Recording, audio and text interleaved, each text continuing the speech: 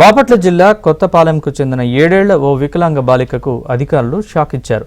Pension నిలిపేస్తున్నట్లు నోటీసులు ఇచ్చారు. ఓ కాలు చేయి చచ్చుబడిపోయిన షేక్ సబానా ఆరాకు ప్రభుత్వం ఏడాది నుంచి వికలాంగుల పెన్షన్ 6,000 ఇస్తోంది.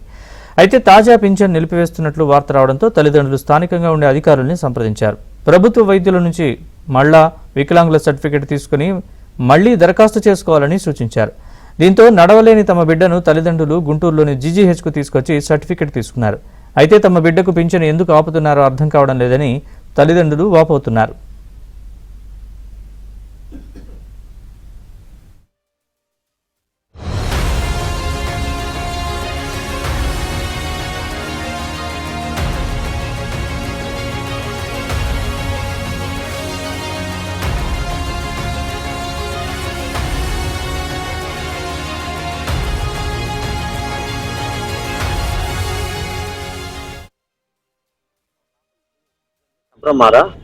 ఈ అమ్మాయి పూర్తి బెడ్ పేషెంట్ సార్.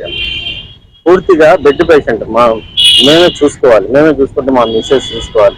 బెడ్ లో నుంచే తినిపించడం కానీ స్నానం కూడా అమ్మాయి చేపించేసి అమ్మాయిని చూపించుకోవాలి. ఈ మధ్యకాలంలో మనం వికలాంగుల్ని వెరిఫికేషన్ దాంట్లో మాకు కూడా వెరిఫికేషన్ చేపించుకోమని వచ్చింది. ఆ వెరిఫికేషన్ లో తెనాలి ఇవ్వటం జరిగింది. తెనాలిలో ఇవ్వటం జరగటం తర్వాత అక్కడికి వెళ్ళి వెరిఫికేషన్ చేపించారు. ఎడ్యుకేషన్ చేయించాక కొంత 2 నెలల తర్వాత ఈ నోటీస్ పంపించారు. ఈ పేపర్ రూపంలో లేకపోవటం ఏంటని అర్థం కాదు.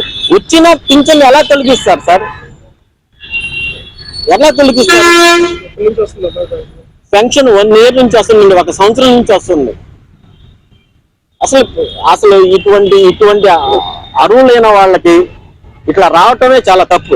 నోటీసులు ఇవ్వకూడదు.